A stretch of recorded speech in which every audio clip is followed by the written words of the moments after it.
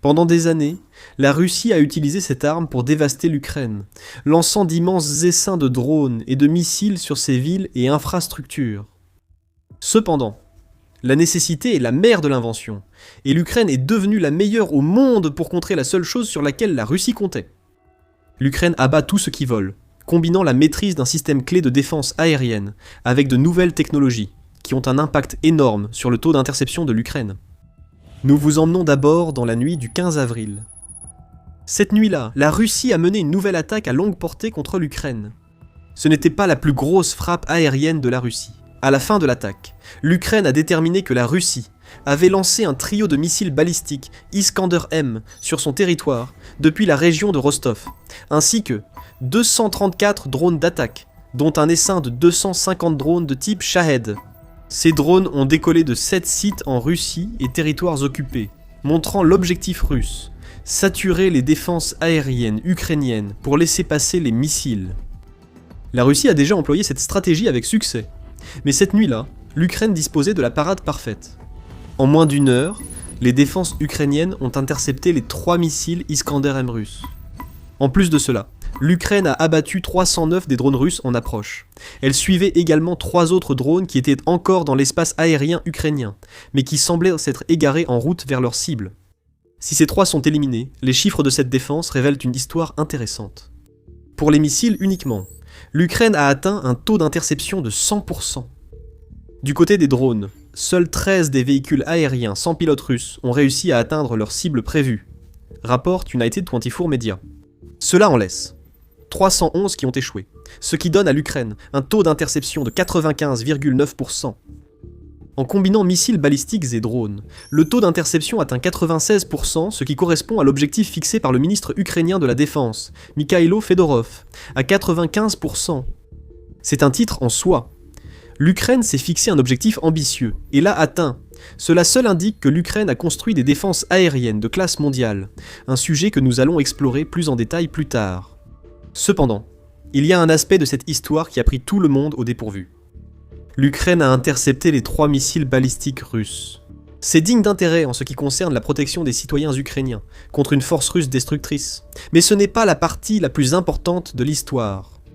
La façon dont l'Ukraine parvient à réaliser ce type d'interception est la véritable preuve qu'elle est devenue experte dans l'utilisation d'un système de défense aérienne qui n'a même pas été conçu sur son territoire. L'Ukraine aurait sûrement détruit les missiles balistiques russes avec des intercepteurs Patriot, qu'elle emploie d'une façon contraire à la doctrine des États-Unis et de l'OTAN. Tout a été révélé par un commandant d'unité d'une formation ukrainienne qui opère les systèmes de défense aérienne Patriot et qui s'est récemment exprimé auprès du commandement aérien Ouest, qui fait partie de l'armée de l'air ukrainienne. Ce commandant d'unité a révélé que l'Ukraine a trouvé un moyen de faire durer plus longtemps ses stocks de missiles Patriot, et elle y est parvenue en devenant l'utilisateur le plus efficace du système Patriot à ce jour. Comment ? Tout dépend des règles d'engagement habituelles pour utiliser le Patriot contre une cible. Les protocoles officiels de l'OTAN imposent aux utilisateurs du système Patriot de lancer 2 à 4 missiles intercepteurs sur toute menace approchante, une doctrine fondée sur une logique solide. Plus vous lancez d'intercepteurs, plus la probabilité qu'un missile neutralise la cible augmente. Le problème se pose lorsque vous disposez d'un nombre limité de missiles intercepteurs et d'un grand nombre de cibles co-bolos à abattre. L'Ukraine a trouvé une solution à ce problème, allant à l'encontre de toutes les conventions. Nous utilisons un minimum de missiles. Même si les règles d'engagement prévoient l'emploi de 24 missiles contre certaines cibles difficiles, nous les détruisons avec un seul, affirme le commandant dans une vidéo. Cela montre que les équipages ukrainiens de Patriot ont perfectionné leur capacité de ciblage et d'engagement, dépassant les attentes des États-Unis et de l'OTAN. La doctrine des 24 missiles a été conçue car l'OTAN savait que les équipages Patriot manqueraient d'expérience hors entraînement. Une réalité bien différente est apparue en Ukraine.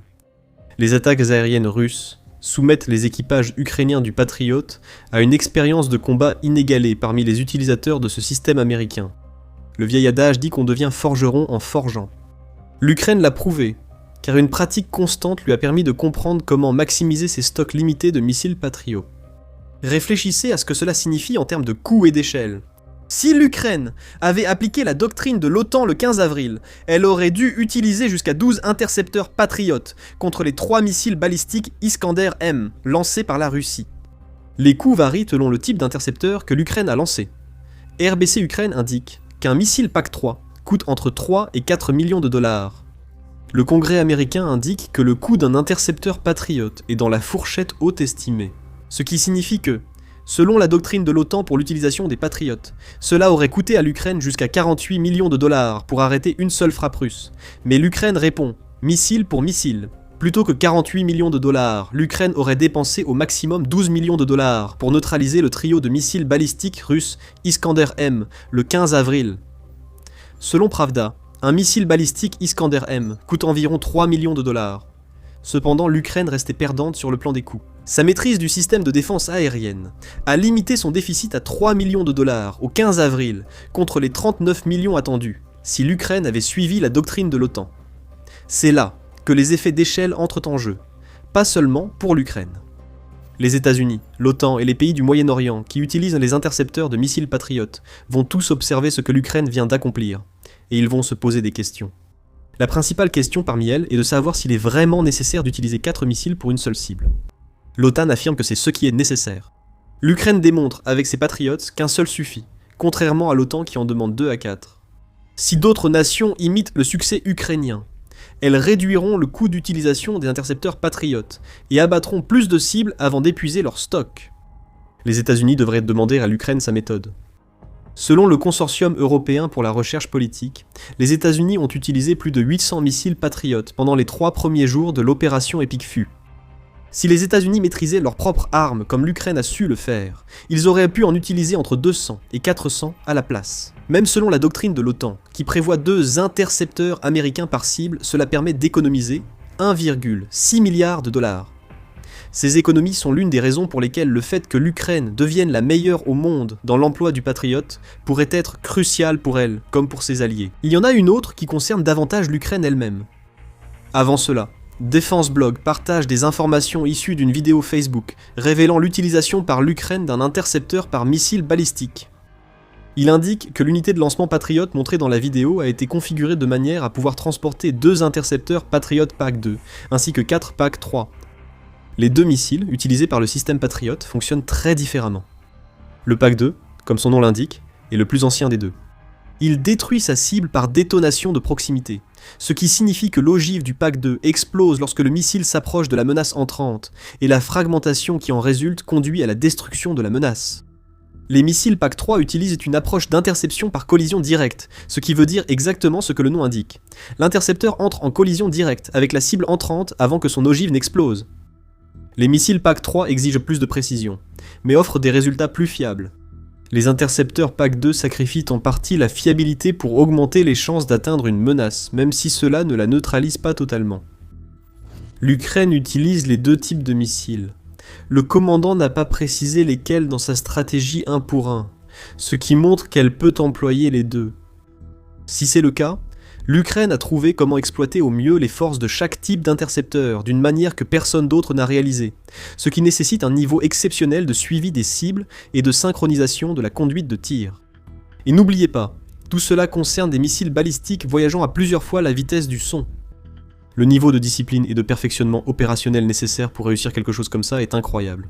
À ce stade, il est évident que l'Ukraine maîtrise mieux que quiconque le système de défense aérienne Patriot. L'autre aspect de cette histoire, deuxième raison de son importance pour l'Ukraine, est que cette compétence est issue à la fois de la nécessité et d'une expertise accrue.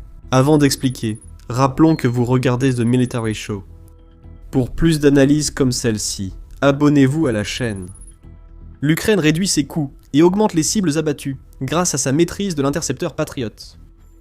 La véritable raison pour laquelle cela est important, pour l'Ukraine peut-être plus que pour toute autre nation, c'est que l'Ukraine n'a pas assez de missiles patriotes pour suivre la doctrine de l'OTAN. Elle en a reçu autant que possible de ses alliés, dont les États-Unis, l'Allemagne et les Pays-Bas, qui ont livré des intercepteurs de leur stock. Cependant, la production de missiles patriotes reste limitée. Par ailleurs, les États-Unis, désormais en guerre avec l'Iran, ont utilisé de nombreux missiles patriotes, des stocks qui auraient pu être envoyés à l'Ukraine, servant maintenant à abattre des drones Shahid iraniens. En réduisant la consommation de missiles d'un facteur allant jusqu'à 4, l'Ukraine économise des munitions qui sont en quantité très limitée.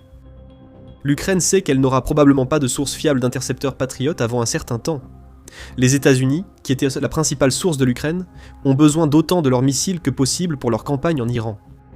Pire pour l'Ukraine, le vice-président américain J.D. Vance a affirmé mi-avril que l'arrêt de l'aide militaire à l'Ukraine était l'une de ses plus grandes fiertés sous l'administration Trump.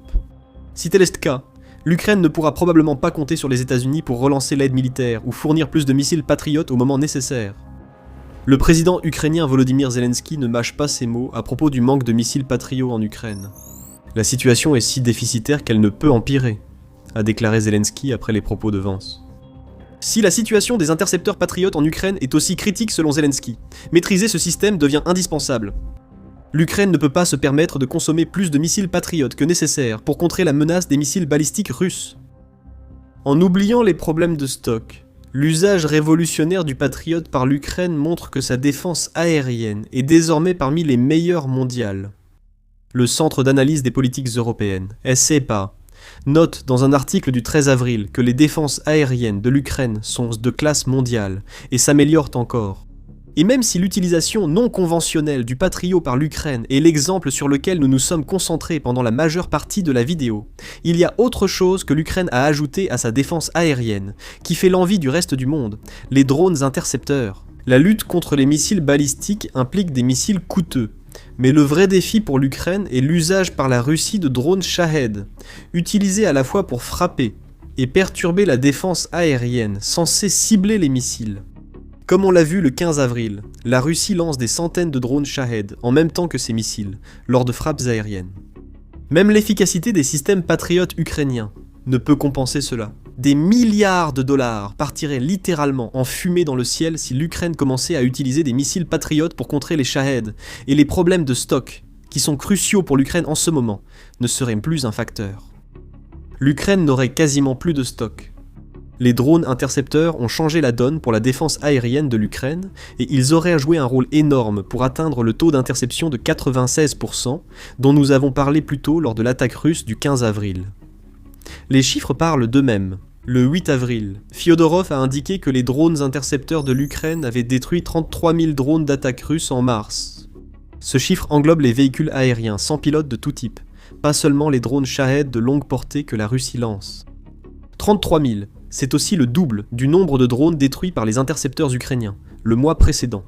Ce qui explique probablement pourquoi le taux global d'interception des drones par l'Ukraine a atteint 89,9% en mars. En février, ce taux a atteint 85,6%, ce qui représentait déjà une amélioration significative par rapport au taux de 80,2% enregistré en décembre. Ce schéma s'accompagne aussi d'une intensification des attaques de drones russes contre l'Ukraine, selon SIPA. En mars seulement, la Russie a lancé 28% de drones en plus contre l'Ukraine, qui en a intercepté encore plus. La maîtrise de la défense aérienne par l'Ukraine a été soulignée par son ministère de la Défense. Le taux d'interception de 89,9% concerne missiles et drones. Si l'on se concentre uniquement sur les drones de type Shahed, la Russie en a lancé 6463 contre l'Ukraine en mars, dont 5835 ont été interceptés. Cela représente un taux d'interception de 90,25%, ce qui est remarquable vu le nombre de drones lancés par la Russie. Les drones intercepteurs ukrainiens se distinguent vraiment car ils coûtent bien moins cher que les drones Shahed russes. Selon Euronews, un seul drone intercepteur coûte à l'Ukraine entre 1000 et 4000 euros, soit environ 1170 à 4700 $ à fabriquer. Un drone Shahed russe coûte entre 25 000 et 40 000 euros, soit entre 29 400 et 47 000 $ à fabriquer. Les deux sont des armes à faible coût. Le faible coût des Shaheds explique pourquoi l'utilisation de missiles à plusieurs millions de dollars pour les contrer, comme l'ont fait les États-Unis en Iran, fait rapidement dépenser des milliards à un pays. Grâce à ces drones intercepteurs, l'Ukraine a créé une riposte aux Shaheds pour un 20e du coût de fabrication des drones longue portée russes. L'Ukraine affronte aujourd'hui le principal défi de la défense aérienne moderne, qui n'est pas d'abattre de gros missiles avec des intercepteurs coûteux, bien que cela reste un aspect important. Le défi bien plus important est de trouver l'équilibre entre le coût et le volume. La Russie a déjà réussi côté offensif. Quelques missiles et des centaines de drones lui permettent de frapper fort sans dépenser autant qu'avec seulement des missiles. L'ironie, c'est que l'Ukraine a adopté et appliqué cette approche à la défense. L'Ukraine emploie moins de missiles et davantage de drones, dont les intercepteurs très bon marché annulent l'avantage initial que la Russie tirait de ses Shaheds. Les drones Shahed devaient réduire les coûts des frappes russes et les augmenter pour l'Ukraine. Maintenant, la situation s'est inversée, et c'est la Russie qui perd plus d'argent que l'Ukraine à chaque fois qu'elle attaque depuis les airs. Rien de tout cela ne s'est produit du jour au lendemain. L'Ukraine est devenue une experte en défense aérienne, parce que les attaques russes de ces dernières années l'ont obligée à trouver des moyens de contrer le volume massif de frappes. Les drones intercepteurs, les missiles patriotes et d'autres éléments composent un modèle de défense aérienne multicouche, développé en 18 mois selon Vitaly Goncharouk, ancien président du comité de l'intelligence artificielle d'Ukraine. Durant cette période, l'Ukraine a aussi fortement augmenté sa production de drones à hélices. L'Ukraine a compris qu'il n'y a pas de système de défense aérienne idéal contre la menace russe. Plusieurs outils existent, chacun adapté à un type d'arme déployé par la Russie. Des défis subsistent. La Russie prévoit d'utiliser des drones de type Shahed à moteur à réaction, censés être plus rapides et donc plus difficiles à intercepter. Mais l'Ukraine relève même ce défi.